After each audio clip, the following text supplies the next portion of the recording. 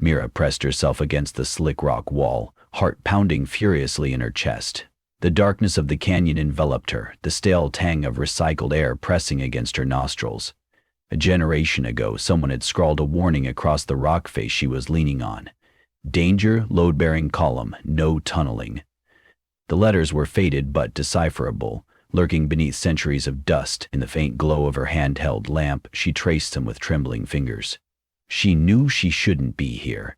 If any of the city monitors discovered she'd scaled the upper struts of the canyon's protective dome, she would be punished, perhaps exiled to a world she'd never even touched. The rules were clear. No one breached the boundaries. No one risked the dome. Since the meltdown of Earth's stratosphere had poisoned the planet decades ago, survival meant living beneath the hardened canopies that sealed off entire canyon systems. Daylight was filtered through tinted polymer windows high above. But simply being in direct contact with the outside was unthinkable. Gazing down at the cluster of rectangular towers in the canyon's depths, Mira felt exasperation rising in her throat.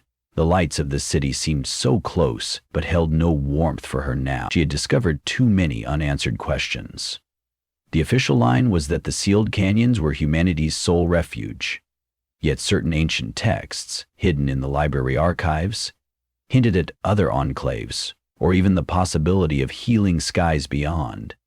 She had spent months painstakingly piecing together scraps, learning that it was not always so toxic outside. Reports indicated pockets of land, now unreachable, where the ozone might be clearing. Was it true, or was it misinformation from centuries-old records? She had to know. Mira began to climb carefully upward, using small stones, wedged into hidden crevices as footholds. She had discovered an abandoned ventilation shaft that led outside, an exit long since welded shut, but perhaps rusted enough to pry open.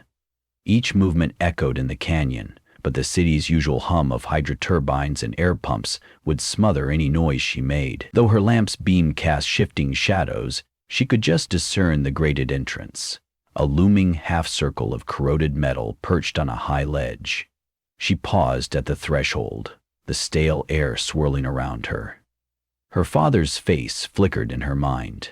He had come to these same spots years ago during his volunteer work as a dome maintenance officer. Mira remembered him hunched over the dining table, smoothing out half-burnt schematics of the canyon's ventilation system. He had often told her, "We're keepers of these walls. They protect us from the poison outside." Yet at the end of each story, his gaze would wander to the distant top of the canyon, where the tinted polymer overhead glowed with a perpetual muddy amber light. Was there hope there? Or had the scorching ozone and the relentless storms swept away the last chance of fresh air? Her father had died in a pressure leak incident, or so the officials claimed. Ever since, Mira had found it hard to trust official stories. In quiet corners of her mind, she wondered if he had ventured out one last time in search of the truth. The ventilation shaft's grate was stiff with age, but she managed to slip a metal rod through a gap and gently pry. Rust gave way, and the barrier screeched as it opened, sending a shower of flakes drifting into the abyss below. Beyond the grate, the narrow tunnel was black as obsidian, and the small lamp on her belt offered only minimal comfort. Yet she pressed onward, crawling on hands and knees through stale dust. Every breath tasted of iron. Eventually, she dropped onto a small plateau. A few more measured steps, and she came face to face with a door that had been welded shut from the inside.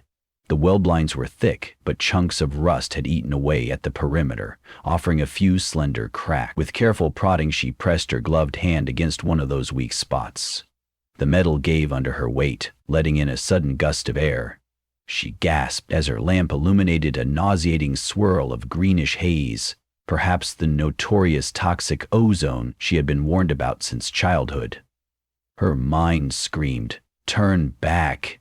But curiosity drove her to continue.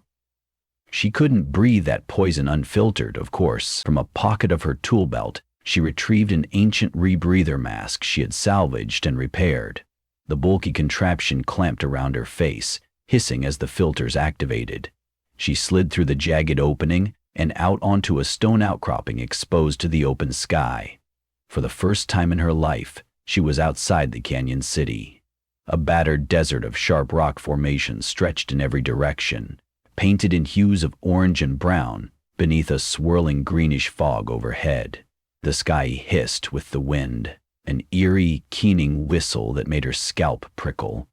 She tested her boots on the loose scree beneath her feet, trying not to slip into what looked like a jagged drop hundreds of meters below.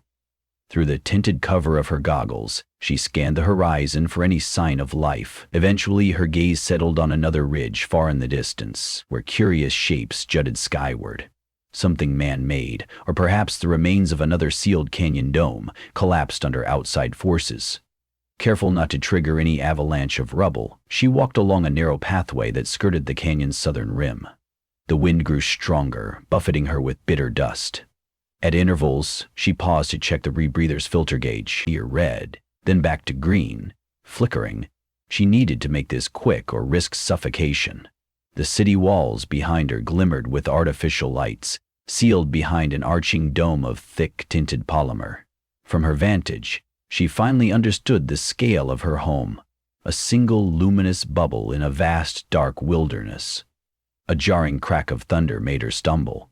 Overhead, pitted clouds glowed with an unnatural green sheen, swirling ominously.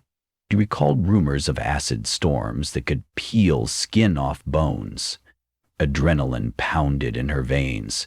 She had to reach some form of shelter, but the only structures visible were the strange ruins on the next ridge. Lungs tight with fear, she forced her legs to carry her quickly, each footstep dislodging pebbles that rattled into the chasm below. As she drew nearer to the ridge, the remnants of a metallic archway loomed in the swirling gloom. Broken segments of reinforced plating were half buried in the sand. Beneath them, Mira spotted what appeared to be an underground entrance. Its roof was partly caved in, leaving a yawning hole lined with metal shrapnel. She tested her weight on a broken slab, carefully sliding inside. Another gust of wind carried the rumble of thunder behind her, swirling the green haze like a coiling serpent. Within this half-collapsed bunker of sorts, the air was stale and musty, but calmer. Her headlamp revealed passages strewn with debris. Broken signs littered the floor, their lettering flaking away. She recognized a few partial words: research, atmospheric, containment. A chill ran down her spine. Could this have been a research station dedicated to studying the breakdown of Earth's ozone? Wandering deeper, Mira's flashlight beam fell upon a row of glass cylinders, each as tall as she stood. One was shattered, the broken edges glittering in a swirl of dust. Another cylinder was intact, but only partially filled with a murky fluid. Pale shapes drifted within, remnants of something once alive, though it was hard to discern exactly what.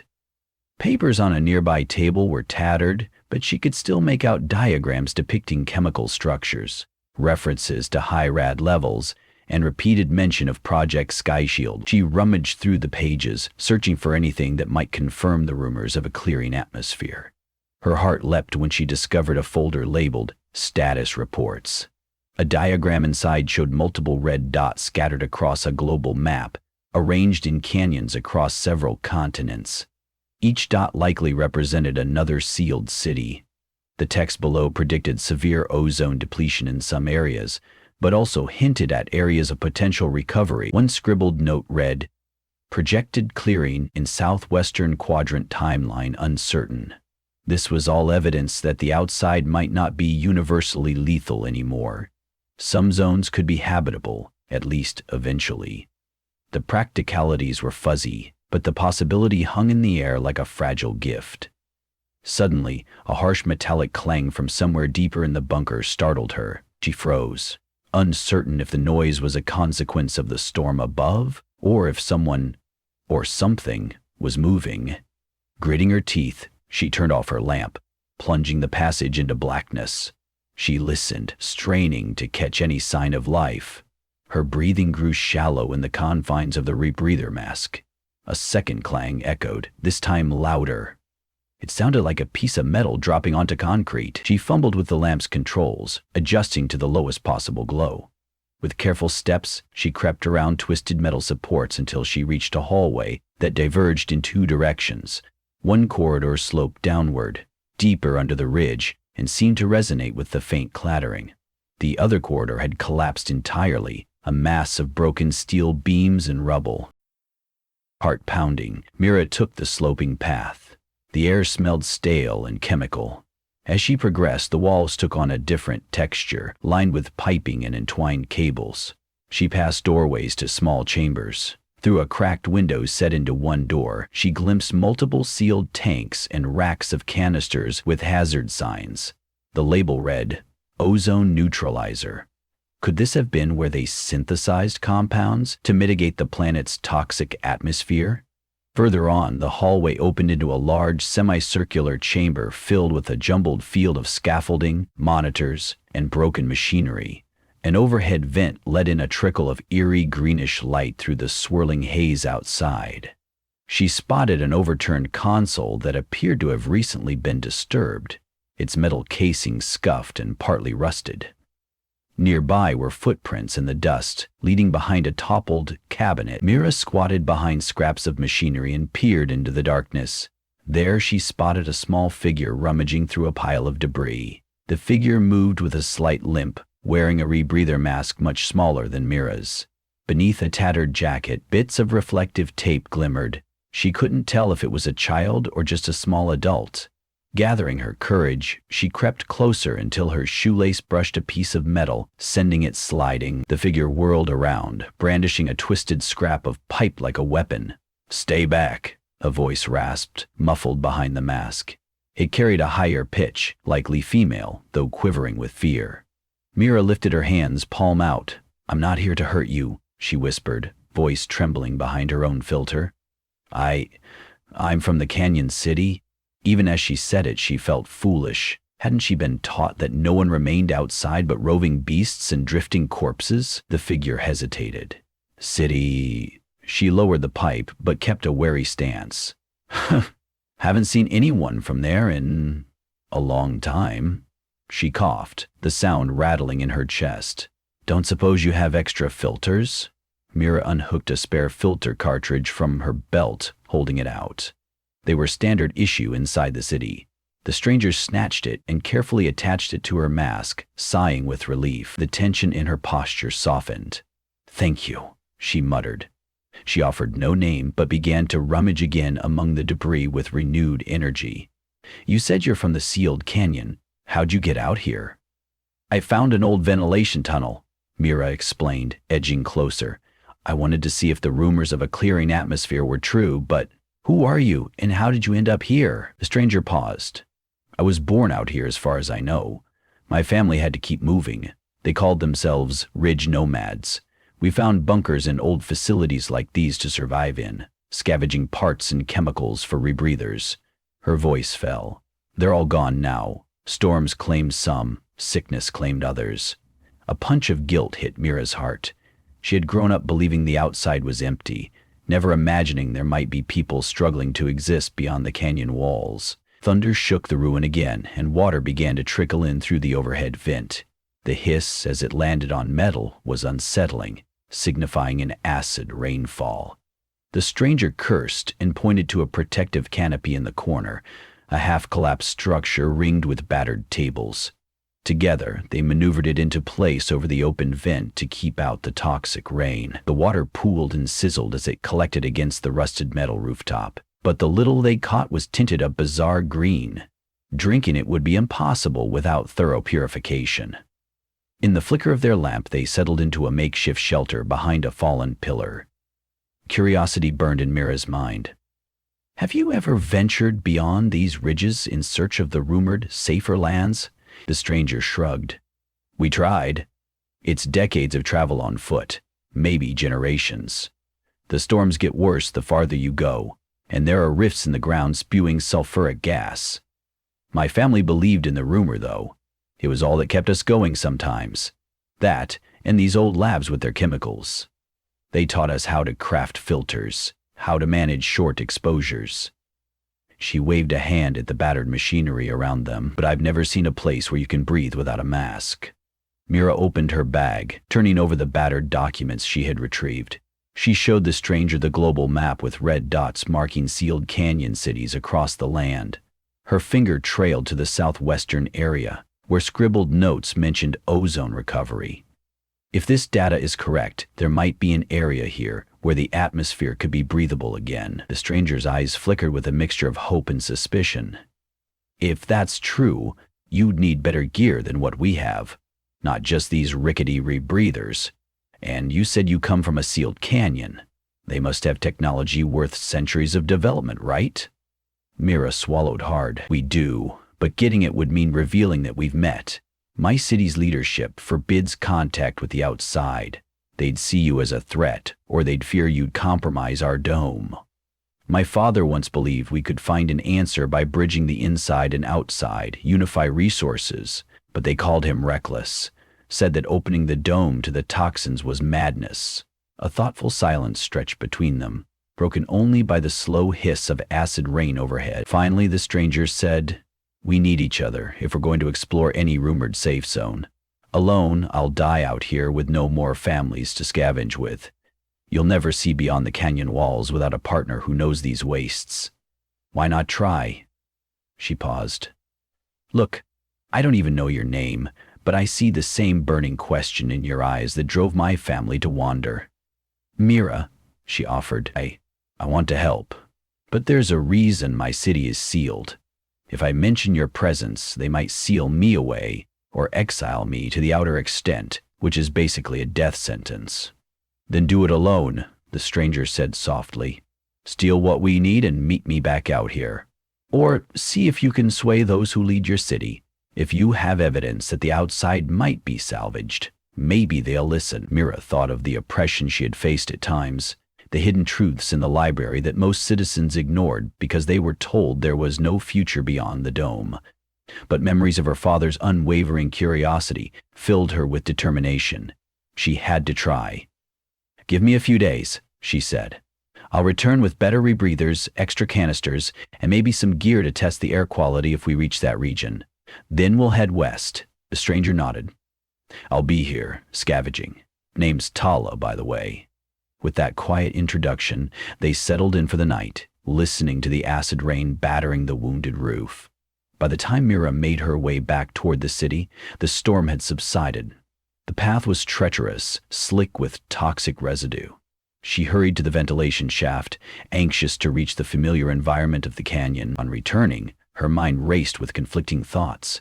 If she openly approached the city's security council with these documents, they could confiscate all the gear. They might even arrest her for crossing the boundary.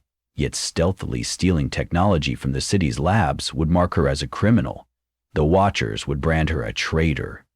For 2 days, she scouted the city's restricted labs, reviewing the equipment stored in sealed lockers. Among them, she found advanced portable air purifiers, infiltration suits designed for short forays outside, and a weather-resistant testing drone that could gather data on humidity, chemical composition, and potential ozone levels.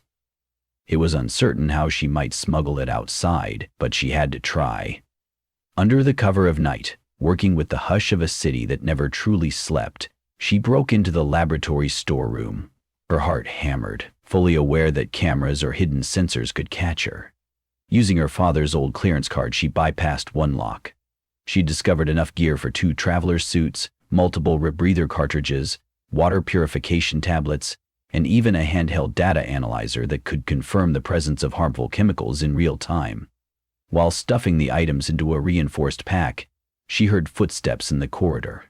A moment of panic overtook her, adrenaline spiking. The door panel beeped softly, signaling an override attempt from the outside. Mira watched the lock's LED shift from green to red, and she realized she had only seconds before security confronted her. She scrambled for an exit.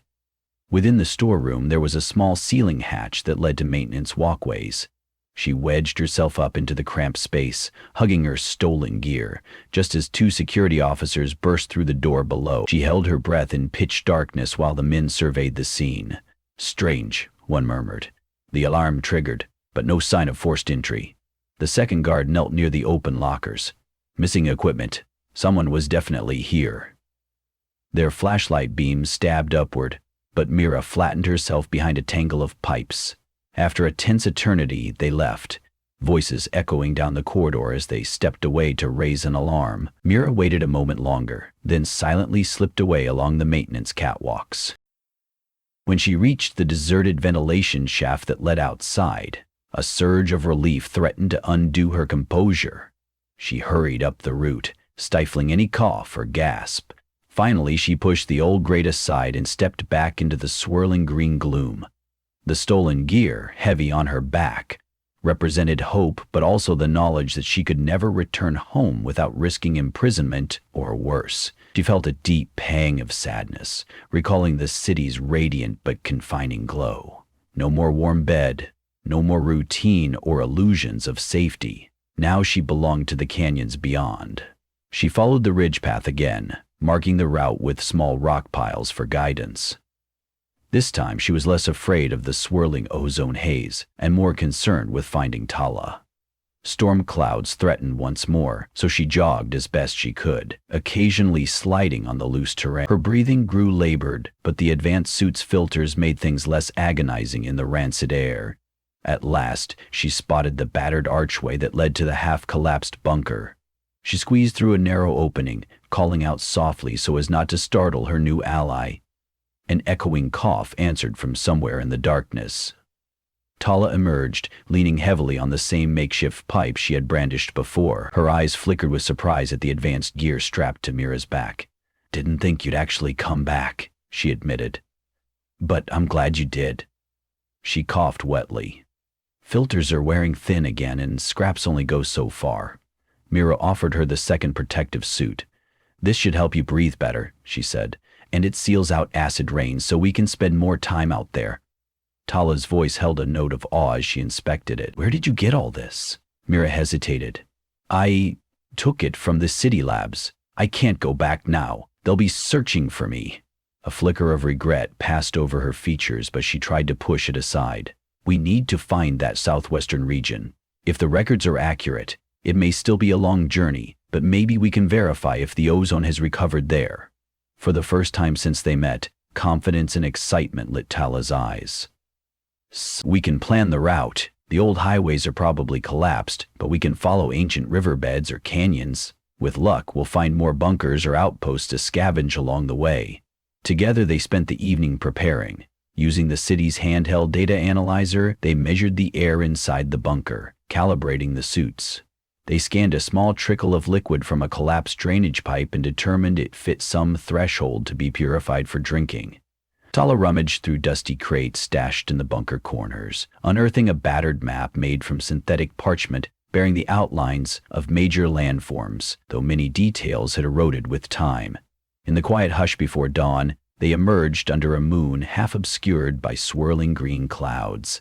The suits insulated them from the worst of the toxic wind, but even so, a faint, sour tang clung in their throats. Side by side, they approached the ridge's edge. Down below, acid-laced fog collected in gullies and ravines like poisonous rivers. Far in the distance, the crumpled shape of a collapsed dome rose from the desert floor. Perhaps a city that hadn't survived the meltdown of Earth's atmosphere? Mira clasped Tala's shoulder. "We'll have to go around that ruin," she said. "No sense in risking collapsed tunnels." Tala nodded, leading the way toward a narrower canyon pass to the west.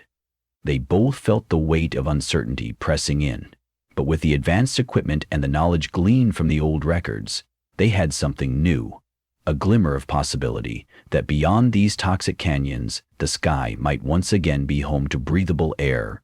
They descended, each step forging a new path across rock slopes draped in a greenish haze, carrying hope in stolen suits on their weary back. Though storms still raged and acid droplets hissed against their visors, they pressed onward.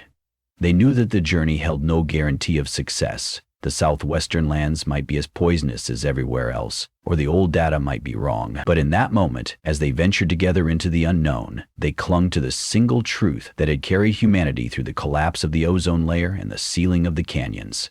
The will to survive can drive even the most isolated souls to seek a better horizon. They would walk side by side until they found it, or until the toxic air finally claimed them.